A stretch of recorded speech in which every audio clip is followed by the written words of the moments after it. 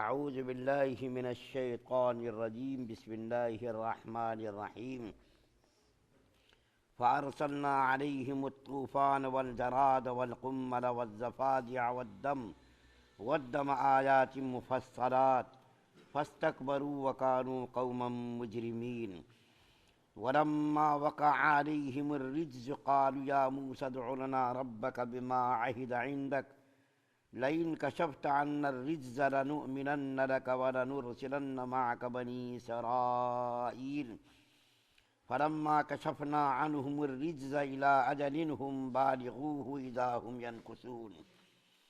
چنانچہ ہم نے اس پر طوفان، ٹڈیوں، گھن کے کیڑوں، مینڈکوں اور خون کی بلائیں چھوڑیں، جو سب علیحدہ علیحدہ نشانیاں تھیں، پھر بھی انہوں نے تکبر کا مظاہرہ کیا اور وہ بڑے مجرم لوگ تھے۔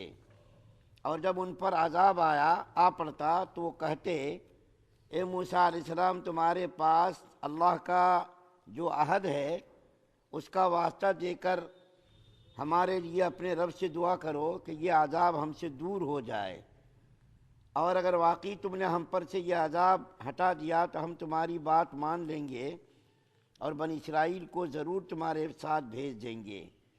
پھر جب ہم ان پر سے عذاب کو اتنی مدت تک ٹلا دیتے جس تک انہیں پہنچنا ہی تھا تو وہ ایک دم اپنے وعدے سے پھر جاتے۔ سورہ اعراف کی آیت نمبر 133، 134، 135 تین آیات آپ کے سامنے پڑھی گئی ہیں۔ اس سے پہلے ذکر کیا گیا تھا کہ اللہ تعالیٰ نے فرعون اور قوم فرعون کے اوپر قحط سالی کا عذاب بھیجا تھا۔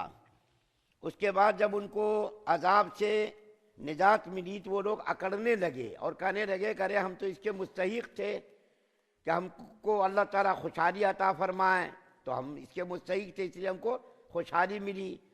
پھر جب وہ اپنی اکڑ پر اور ضد پر قائم رہے تو اللہ تعالیٰ نے جو دوسرے عذابات بھیجے ہیں، ان عذابات میں سے 5 عذاب کا پہلی آیت کریمہ میں اللہ تعالیٰ نے ذکر کیا ہے، اور ایک اور عذاب کا ذکر دوسری آیت میں کیا ہے۔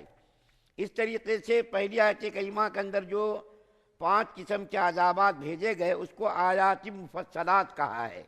اس کی تفسیر میں حضرت عبداللہ بن عباس رضی اللہ تعالیٰ عنہما فرماتے ہیں کہ ہر عذاب ایک مخصوص متعین مدت تک آتا تھا اور اس کے بعد وہ عذاب موقوف ہو جاتا تھا، یعنی ختم ہو جاتا تھا۔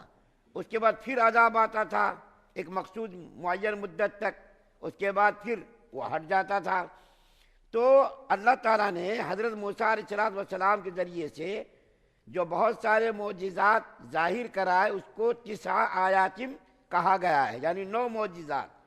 صرف 9 معجزات ہی نہیں، اس کے علاوہ بھی بہت سارے معجزات ہیں، لیکن قرآن کے اندر کہیں آیات مفصلات کہا ہے اور کہیں 9 آیات بینات کہا ہے۔ جو مشہور 9 معجزات ہیں، ان 9 معجزات میں سے ایک تو موسیٰ علیہ السلام کا عصا کا معجزہ ہے، ید بیضا کا معجزہ ہے، اور 6 عذاب یہاں جو ذکر کیے گئے ہیں ان میں سے پہلا عذاب فرعون کے اوپر جو نازل ہوا وہ طوفان کی شکل میں نازل ہوا۔ فارسلنا علیہم الطوفان، کہ پہلا عذاب جو آیا ان کے اوپر طوفان کا عذاب آیا۔ ان کی پوری جو کھیتیاں تھیں، ان کے جو پورے باغات تھے اور جو بھی انہوں نے کھیتیاں کر رکھی تھیں، اس طوفان کے ذریعے سے وہ سب برباد ہو گئے۔ تو وہ لوگ پریشان ہو گئے کہ طوفان آیا اور مصیبتیں آئیں، لیکن اللہ تعالیٰ کا کرشمہ دیکھیے کہ اس طوفان میں فرعون کے لوگ تو پریشان ہو گئے، فرعون کے لوگ اور قوم فرعون پریشان ہو گئی، لیکن بنی اسرائیل کو ذرہ برابر بھی کوئی تکلیف نہیں پہنچی، وہ بالکل اچھی طریقے سے آرام سے رہے۔ تو جب وہ لوگ پریشان ہو گئے اور حالات سے جب متاثر ہو گئے تو ان لوگوں نے موسیٰ علیہ السلام کے پاس آ کر کے یہ کہا کہ اے موسیٰ علیہ السلام، اللہ سے دعا کرو اللہ ہم پر سے یہ عذاب ہٹا دے، ہم ضرور بھی ضرور ہم ایمان لے آئیں گے اور بنی اسرائیل کو تمہارے ساتھ بھیج دیں گے۔ یہ وعدہ کیا، موسیٰ علیہ السلام نے دعا مانگی اللہ تعالیٰ نے موسیٰ علیہ السلام کی دعا کو قبول کیا اور طوفان کا جو عذاب تھا اس سے قوم فرعون کو نجات مل گئی۔ یہ عذاب جو رہا 7 روز تک رہا، ہفتے سے شروع ہوا اور ہفتے تک یہ عذاب رہا۔ اس کے بعد پھر 1 مہینے کی مہلت ملی، 1 مہینے کا ان کو وقت دیا گیا، جب وہ لوگ پھر اپنی اصلی حالت پر آ گئے اور انہوں نے کہا کہ بھئی یہ تو ہم کو ملنا ہی تھا، ہم مسلمان نہیں ہوں گے ہم، تو پھر اللہ تعالیٰ نے ان کے اوپر دوسرا عذاب بھیجا۔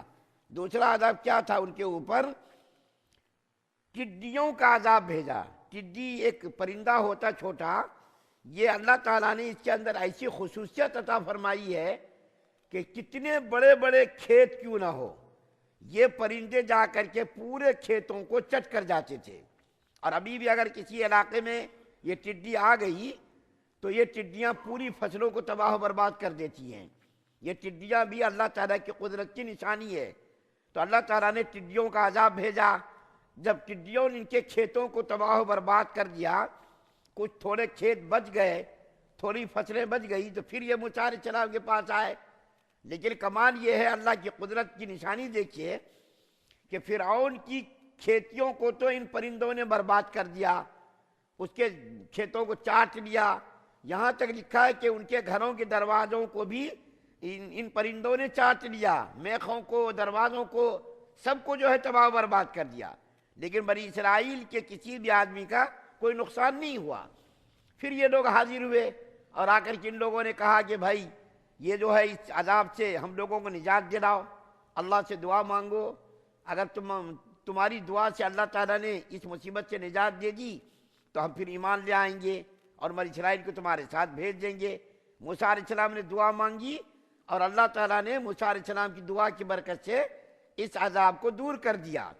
اب ان کے پاس جو تھوڑی کھیتیاں رہ گئی تھی، ٹڈیوں سے بچ گیا تھا غلہ دانا، ان لوگوں نے کہا اب ہم کو اب ضرورت نہیں ہے ایمان قبول کرنے کی، ہم کیوں ایمان قبول کریں گے نعوذ باللہ۔